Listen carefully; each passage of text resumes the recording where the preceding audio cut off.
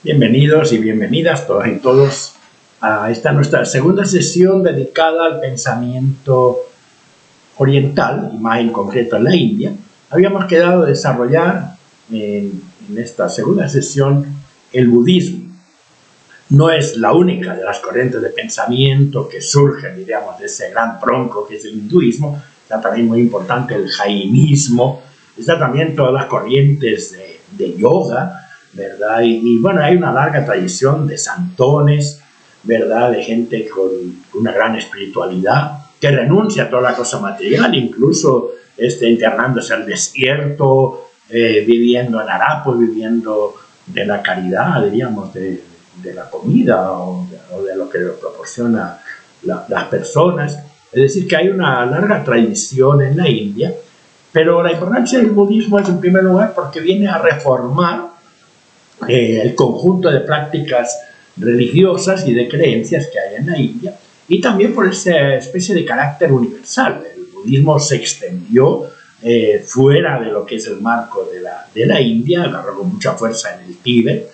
Ahí va a tener una lectura diferente, ¿verdad? Porque el Tíbet pasa a ser una especie de imperio en el cual de alguna forma pasa a ser una teocracia, ¿verdad? Cosa que en la India eso no va a ser así. Pero el hecho que a partir de lo que es el norte de la India y luego también el Tíbet se va a extender por gran parte de Asia y en definitiva hacia el mundo. Hoy en día el budismo es una religión de carácter mundial, ¿verdad? Con varios millones de practicantes o de seguidores, y tiene una serie de características muy especiales, ¿verdad?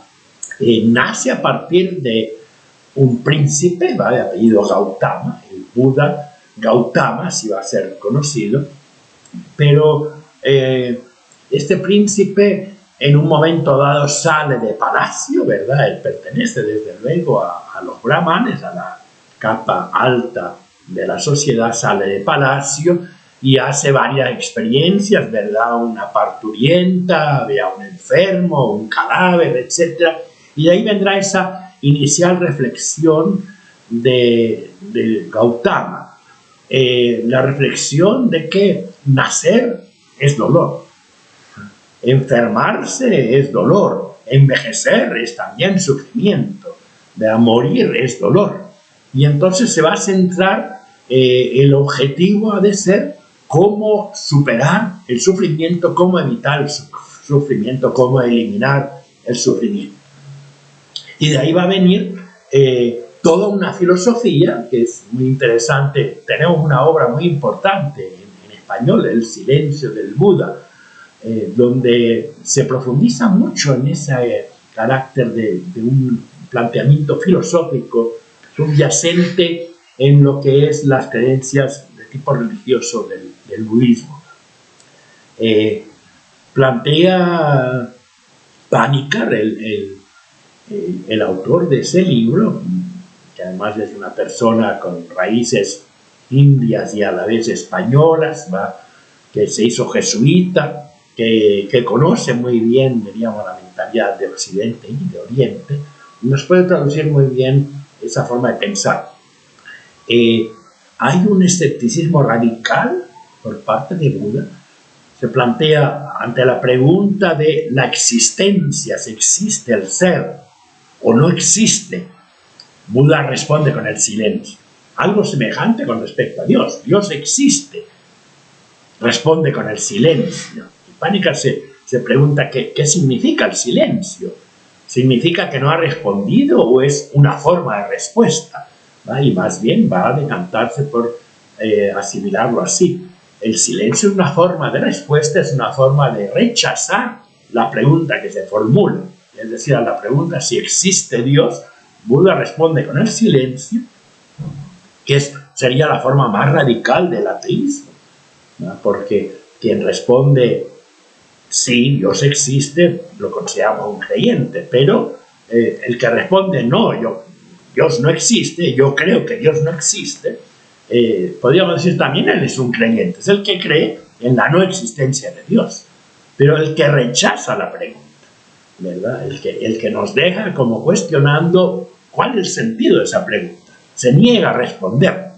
Sería la forma más radical del ateísmo, ¿verdad? Y en este sentido es algo muy especial del budismo, porque con toda seguridad es la única religión que hay en el mundo que es una religión atea. Hay religiosidad, hay ritos, ¿verdad? Hay monasterios incluso, ¿verdad? Hay una búsqueda de perfeccionamiento humano, una espiritualidad, pero no hay una creencia en Dios.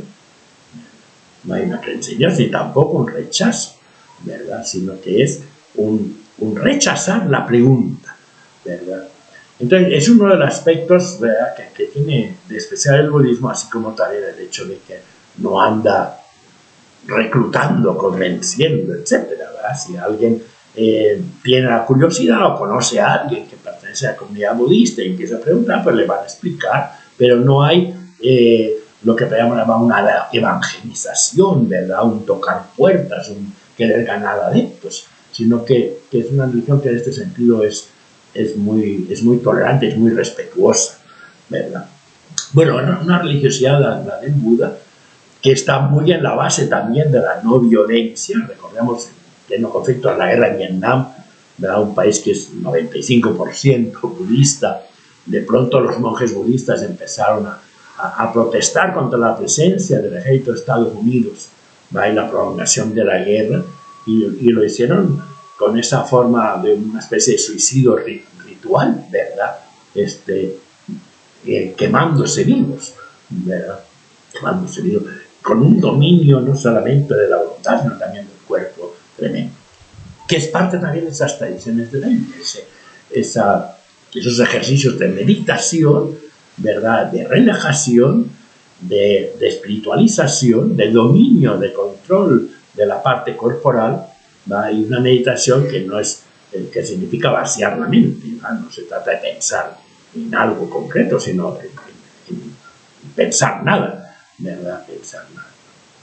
Bueno, lo que plantea el budismo es de que si la raíz del sufrimiento es la existencia, ¿verdad?, es la sed de existir, ¿verdad?, ese aferramiento al yo individual, al yo personal, ¿verdad?, que el Buda pasa a plantear, esa no es la verdad real, hay una irrealidad en eso, y que por lo tanto lo que debemos hacer es escapar del yo, escapar del ciclo de sucesivas reencarnaciones, y de ahí que viene esa reforma radical respecto a lo que es el hinduismo, porque lo ve en esa tremendamente pesimismo que tiene respecto a la existencia humana el budismo, de que la causa del sufrimiento es justamente ese existir, ese aferramiento al yo, eso hay que superarlo, y por lo tanto las reencarnaciones sucesivas sería una especie de condena, no de condena a muerte, no condena de vida, de la condena de la vida.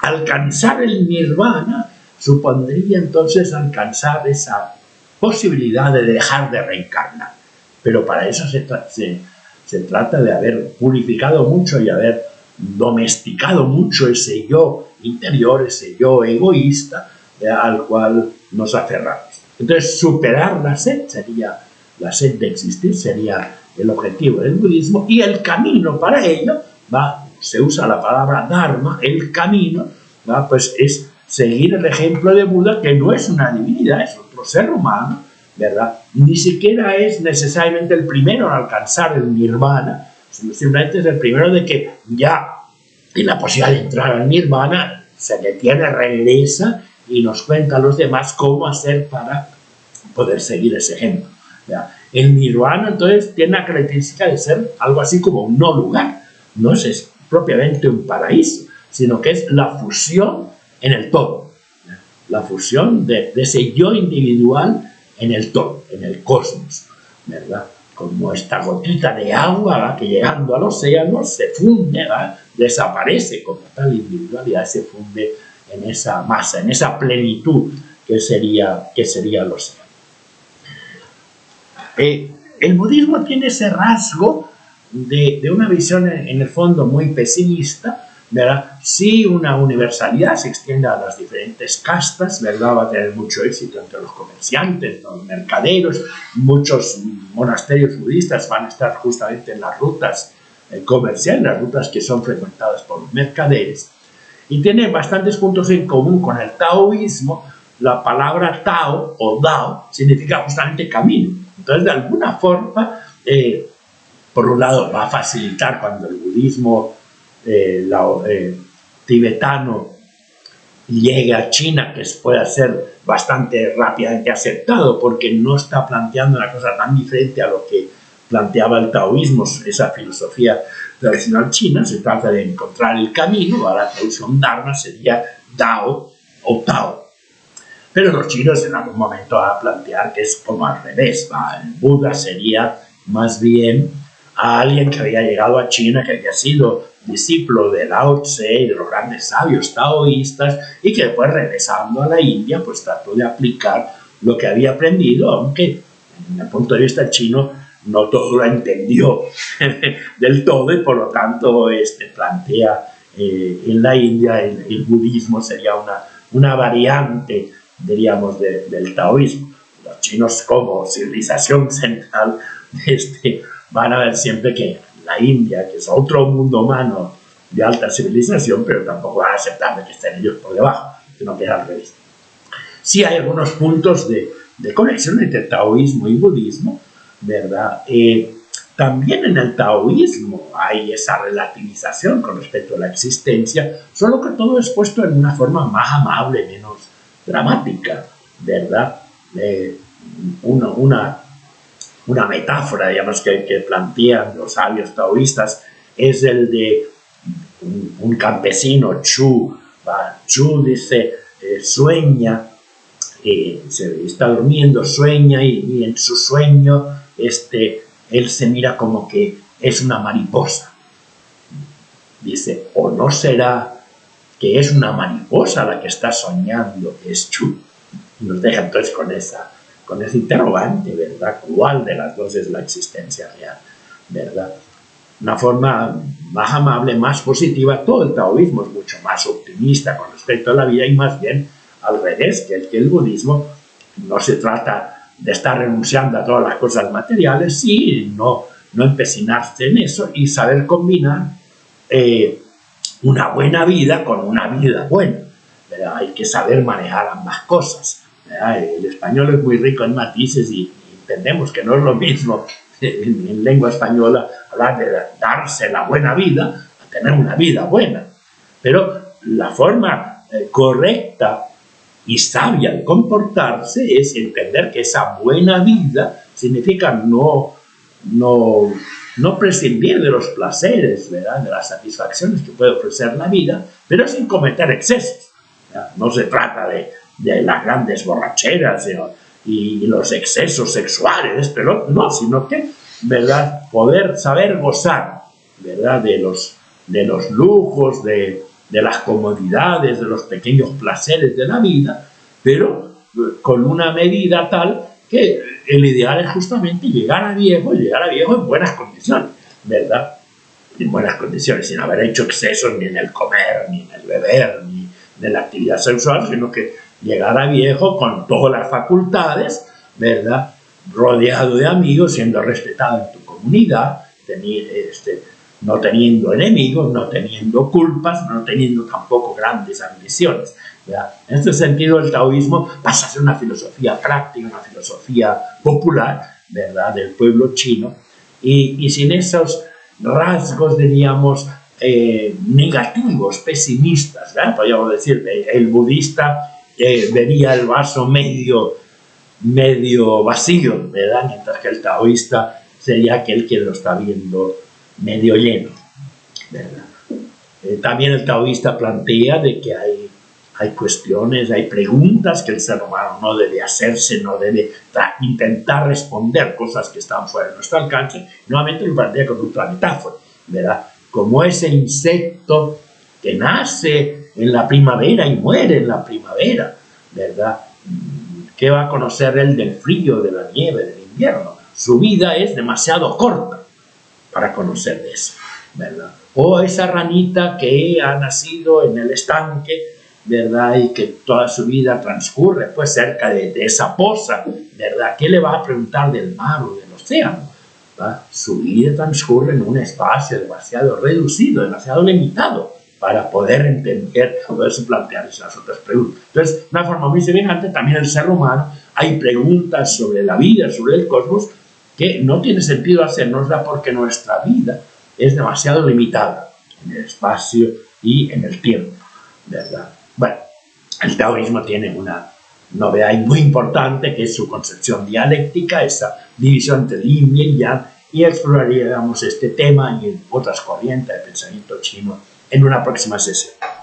Ha sido un gusto compartir con ustedes este tiempo. Hasta una próxima.